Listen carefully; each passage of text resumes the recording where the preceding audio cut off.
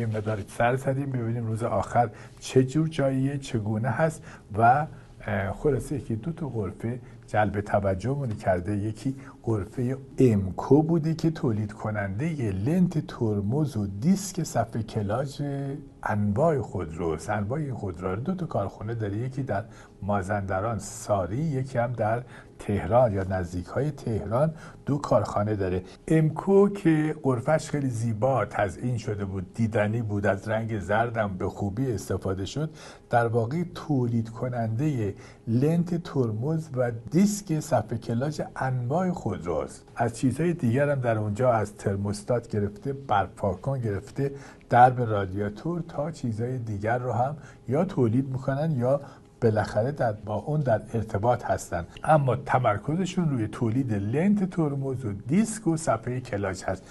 شرکت خوب و موفقی است. همونطوری که اشاره کردم دو تا کارخونه در تهران و مازندران دارن و